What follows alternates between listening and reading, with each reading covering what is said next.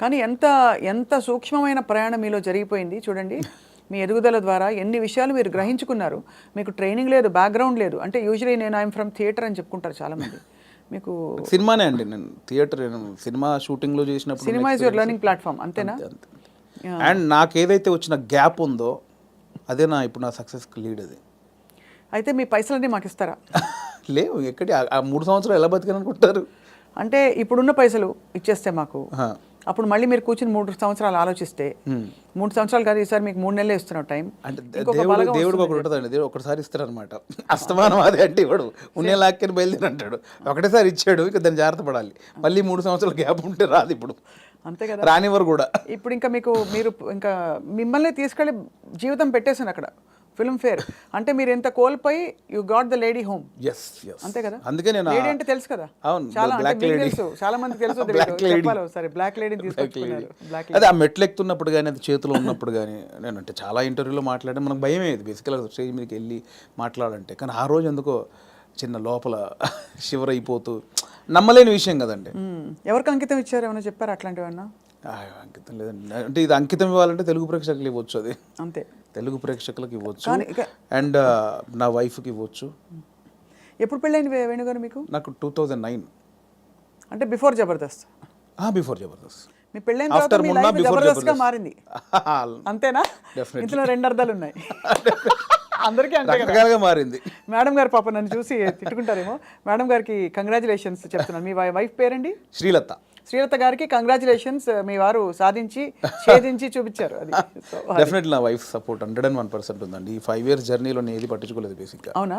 ఏది పట్టించుకోలేదు in sense, అంటే డబ్బు ఉండగానే అన్ని కాదు. ఇది ఒక్కటి కట్ చేసి మేము thumbnail పెడితే ఏముంటుంది? మా వైఫ్ నన్ను ఈ 5 ఏళ్లలో అస్సలు పట్టించుకోలేదు. మీరు ఏదైనా పెట్టొచ్చండి, నేను అడిగింది మీరు పెట్టరు, నేను వద్దన్నది మీరు ఆపరు. జోక్ నాకు అంటే మిమ్మల్ని చూస్తే మా అందరికీ జబర్దస్త్ స్ఫూర్తి వచ్చేస్తుంది అనమాట. నా వైఫ్ సపోర్ట్ 100% ఉంది. తను నాకు ఎక్కువ బర్డెన్ ఇవ్వలేదు, పిల్లల విషయంలో కానీ ఫ్యామిలీ విషయంలో కానీ నన్ను అర్థం చేసుకుంది బాబు. చాలా అవసరం కదండి ఎందుకంటే ఏ సినిమాలు అంటావేంటి, ఉద్యోగం చేసుకోక అని అనే వైఫ్స్ ఉంటారు, లేదు వచ్చిన పని చేసుకోవచ్చు కదా అని అనేవాళ్ళు ఉంటారు. అంటే ఈ మ్యూజిక్ సినిమా ఫీల్డ్ మీకు తెలుసు, నిద్ర పట్టదండి బేసిక్గా. 11 అవుద్ది, 12 అవుద్ది, సినిమాలు చూస్తూ ఉంటాం, కళ్ళు స్ట్రెయిన్ అయిపోతుంటాయి, ఆల్బెడ్ మీద పడుకుంటాం, అలా అయిపోతాయి కళ్ళు. అలా ఏదో మనకు పోలీసులు టార్చర్ చేసి అలా పెడతారు చూడండి, ఇప్పుడు పీపుల్స్ ఎన్కౌంటర్ సంథింగ్ సినిమాలో అలా పెడతారు, అలా అయిపోతాయండి. పట్టదు నిద్ర. అంటే ఎలా ఇది ఎట్లా ఏం చేయాలి, ఇది ఓకే అవుద్దా కాదా, నెక్స్ట్ పాయింట్కి వెళ్దామా కానీ మళ్ళీ కూర్చుంటాం, మళ్ళీ ఏదో సినిమా పెడతాం, మళ్ళీ ఏదో చేస్తాం, అవ్వదు. అలా 5-6 అయిపోతాయి. అట్లేదండి, మళ్ళీ సినిమా చూద్దాం, దొరకవు సినిమాలు, దొరకవు. అవును, సరే మనకు సంబంధించిన సినిమా ఎంతసేపు చూస్తావురా, ఎంతసేపు నీ నెక్స్ట్ కథకు కొంచెం నవ్వుకోవడానికి ఒక సినిమా చూస్తాం, ఏదో పెడతాం, ఇది కాదు మళ్ళీ అది పెడతాం, ఇది కాదు ఇంకోటి ఏదో వెబ్ సిరీస్, ఇది కాదు బుక్ పడతాం. అంటే నాకు తెలిసి ఇప్పుడు అనుభవిస్తుంది కదండి, మేబీ 2-3 సినిమాలు చేసిన తర్వాత మైండ్ సెట్ అయిద్దేమో మేబీ. దీన్ని అంటే వర్కే లైఫే అనేది నాకు తెలిసి కొంచెం ఎక్స్పీరియన్స్ తర్వాత నాకు అలవాటు అవుతాం. ఇప్పుడేమో ఎంతసేపు ఇంత ప్రేమించారు, ఇంత గౌరవించారు, మంచిది చెప్పాలి, చెప్పకపోతే గౌరవం పోద్దేమో. నువ్వు జెన్యూన్ ఫీలింగే, బట్ అంటే మీరు హ్యాండిల్ చేయాలి కదండి. అండ్ ఇప్పుడు నాకు అంతకుముందు యాక్టర్గా ఉన్నప్పుడు ఎలా ఉంటుందండి, పొద్దున్న స్టాఫ్ వస్తారు, చిన్న 7 o'clock వెళ్తాం, 8 o'clock లొకేషన్ వెళ్ళగానే కలర్ఫుల్గా దిగ్గానే యూనిట్ మొత్తం 200 మంది ఉంటారు, ఎవరెవరు యాక్టర్లు ఉన్నారు, చిన్న సరదాగా ఉంటుంది. క్యారవాన్కి వెళ్ళామా, రెడీ అయ్యామా, తృప్తిగా వచ్చామా, చేసామా, 6 అయిపోయిందా, కథం ఈ షూటింగ్ అయిపోయింది ఇంటికి. ఇప్పుడు అలా కాదు కదండి, రూమ్లోనే పొద్దున్న లేస్తే ప్రాజెక్ట్ అయిపోయేంత వరకు సబ్జెక్ట్ క్లారిటీ ఉందా, ప్రొడ్యూసర్ ఏమంటాడు, హీరో ఏమంటాడు, ఇది మనం అనుకున్నది కరెక్ట్ వర్కౌట్ అవుతుందా, ఏమైనా డైల్యూట్ అవుతుందా, ఈ దాంట్లోనే అయిపోతుందండి ఎప్పుడు మైండ్. దీనివల్ల నాకు ఏమైందంటే డైరెక్టర్స్ మీద ఇప్పుడు విపరీతమైన రెస్పెక్ట్ వచ్చేసేది నాకు. అంతకుముందు ఏముంది, వీళ్ళు తీస్తారులేదు సినిమా, వీళ్ళు ఇంట్రా దీనికి ఎక్కువ చేస్తారు అనిపించేది.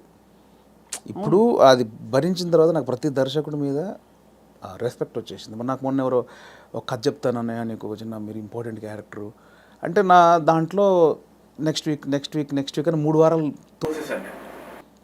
తర్వాత పాపం అనిపించి వస్తానంటే, అన్న మీరు ఎక్కడ రమ్మంటారు, మీ ఆఫీస్కి రమ్మంటారా, లేదా కాఫీ షాప్లో కూర్చుంది, ఇవన్నీ అంటున్నాడు అతను. మీ ఆఫీస్ ఎక్కడ ఉందో చెప్పిన వస్తా. వద్దన్నా మీరు అలా అంటారండి, సారీ అని ఇబ్బంది పెట్టి అదేం లేదు తమ్ముడు, అంటే నేను మీ ఆఫీస్కి వస్తానా లేదా కాఫీ షాప్లో కూర్చున్నా, నీ ఆఫీస్ చెప్పు, నీ ఆఫీసు నీ టేబుల్ ముందు నీ చైర్ ముందే కూర్చొని వింటాను, నాకు ఎక్కడొద్దని చెప్పాను. ఎక్కడో సందులో చిన్న సినిమా, అక్కడికి వెళ్ళి కథని వచ్చా. ఎందుకంటే నాకు ఆ రెస్పెక్ట్ వచ్చేసింది. అది చిన్న సినిమానే పెద్ద సినిమా అయినా పాపం వాడు ఎంతో టైం పెట్టి ఒక ప్రొడ్యూసర్ని ఒప్పించి ఆ టీంని సెట్ చేసుకొని ఆ ప్రాసెస్ ఉంటుంది చూసారా, అది అనుభవించాను కాబట్టి నాకు రెస్పెక్ట్ వచ్చేసింది. సీరియస్లీ మోసేవాడికే తెలుసు అంటారు కదండి, కాబట్టి అవును ఖచ్చితంగా.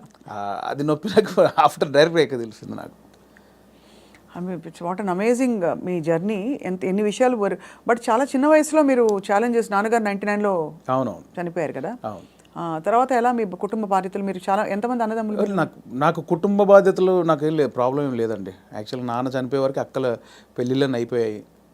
సో 2 అన్నలు ఉండేవాళ్ళు, చిన్న అన్నయ్య కూడా పెళ్ళి అయింది. నేను మా అమ్మ మార్కెట్లో కూరగాయల వ్యాపారం చేసేవాళ్ళం. సో నాకు బాధ్యతలు లేవు బేసిక్గా. కూరగాయల వ్యాపారం చేశారు, ఇంకా ఉందా లేదా? ఇప్పుడు లేదు, అమ్మతో లాస్ట్ అయిపోయింది. నాది లాస్ట్, నా తర్వాత అమ్మ కొన్ని రోజులు చేసిన తర్వాత. సో నాకు బాధ్యతలు లేవండి అసలు. అక్కడ ఒకటి టెన్షన్ లేకుండా ఉంది. బట్ నేను ఊర్లో ఉన్నప్పుడే డబ్బులు సంపాదించాను కూరగాయల వ్యాపారంలో. ఇండస్ట్రీకి వచ్చాక మాత్రం నేను ఇంటి దగ్గర డబ్బులు అడుక్కొని రాలా. నాకు చిన్నప్పటి నుంచి చేసి ఎవరిని అది లేదు. రెండోది ఒకరి కింద పని చేయడం కూడా ఇష్టం లేదు నాకు. అంటే ఊళ్ళో లోయర్ మిడిల్ క్లాస్లో జీతాలు ఉంటారు, బట్టల షాప్లో కానీ కిరాణా కొట్లో కానీ. నేను ఎప్పుడు అలా లేను. కూరగాయల వ్యాపారం ఏంటంటే నా ఓన్ బిజినెస్ అది. అవును, నా ఓన్. అది 50 రూపాయలు వచ్చినా, నేను రోజుకి 50 రూపాయలు సంపాదించినా, 100 రూపాయలు సంపాదించిన నా ఓన్ బిజినెస్ అది. నేను ఒకరి కింద నేను జవాబుదారి కాదు నేను బేసిక్గా. అంటే ఏదన్నా నేను హాఫ్గా నాకు లీవ్ కావాలన్నా ఒకరిని అడిగి లీవ్ పెట్టుకునే అవసరం లేదు నాకు, నా ఓన్. సో అది అలవాటు అయిపోయింది. సో అక్కడి నుంచి ఆ డబ్బులు సంపాదించే ఇది వచ్చింది కాబట్టి హైదరాబాద్కి వచ్చాక ఇక్కడ స్టార్టింగ్ స్ట్రగుల్ పీరియడ్లో మనకు మెయింటెనెన్స్కి చాలా ప్రాబ్లమ్స్ ఉంటాయి. నేను ఇంటి దగ్గర అడుక్కోవడానికి నాకు మొహమాట అనమాట. మనమే సంపాదించాం, మనం అడిగేది ఏంటి అని. సో అడగకుండా ఉండడం కోసం అప్పుడప్పుడు ఊర్లోకి వెళ్ళి ఒక 10 రోజులు కూరగాయలు అమ్ముకొని 1000 రూపాయలు సంపాదించుకొని ఆ 1000 రూపాయలతో జాగ్రత్తగా ఒక 2-3 నెలలు ఉండి ఇక్కడ చాలా పడ్డానులేండి. చాలా ఇంటర్వ్యూలో చెప్పాము, చాలా స్ట్రగుల్స్ పడ్డాము స్టార్టింగ్లో. కాకపోతే ఆ ఊర్లో కూరగాయల వ్యాపారం, అక్కడ అనుభవం, ఆ 10 మందిలో తిరగడం. నేను మార్షల్ ఆర్ట్స్ చేశాను. నేను స్టేట్ లెవెల్ 2 టైమ్ ఛాంపియన్. నాకు 96లో సుమన్ గారి చేతుల మీద ఛాంపియన్షిప్ అందుకున్నాను నేను. సో ఆ మెచ్యూర్డ్ అయితే ఉంది. బెల్ట్ ఉందండి మీ దగ్గర? బ్రౌన్ బెల్ట్ హోల్డర్ అప్పుడు షాओलिन కుంగ్ఫూలో. నాకు ఒక 60-70 స్టూడెంట్స్. కరీంనగర్లో 2nd ప్లేస్ కొట్టాను, కరీంనగర్లో 1st ప్లేస్ కొట్టాను. ఎన్ని రంగాలు మిమ్మల్ని పిలిచే చూడండి. కళ, క్రీడలు. అంటే కళకు అదే నాందండి కరాటే అనేది. అంటే ఊర్లో ఉన్న వాళ్ళకి ఇది కాదు మన లైఫ్. ఇట్లా నా ఫ్రెండ్స్ లాగా ఇక్కడే పవర్ లూమ్స్ నడుపుకుంటూ కూరగాయలు అమ్ముకుంటూ ఇలా కాదు, ఏదో ఉంది అని. ఆ ఉన్న దాంట్లో చేయగలిగింది ఏంటి, ఏదో కరాటే నేర్పుతున్నారని అక్కడికి వెళ్తే అక్కడ టోర్నమెంట్లు, వేరే ప్రపంచం చూశాను నేను అక్కడ. అవును, చూసి దాంట్లో ఫ్యూచర్ లేదనిపించింది. అంటే ఫినాన్షియల్గా కానీ పేరు ప్రఖ్యాతులుగా కానీ దాంట్లో కొంచెం లేదు. నెక్స్ట్ ఏంటి, అక్కడ ఉన్నప్పుడు మన కూరగాయల మార్కెట్లో ఉన్నప్పుడు నేను మాట్లాడే మాటలు విని, నేను వేసే జోకులు కానీ పంచులు కానీ విని అందరు నన్ను బాబు మోహన్ బామ్మర్ది అనేవాళ్ళు. సో అక్కడ చాలామంది సినిమా యాక్టర్ తెలియకుండా ఒకటి నాటు పడిపోయింది. స్కూల్లో మనం మాటలకి, అంటే నేను కామెడీ చేస్తాను వాళ్ళకి తెలుసు, నాకు తెలియదు అది కామెడీని. మీరేంటి డైలాగ్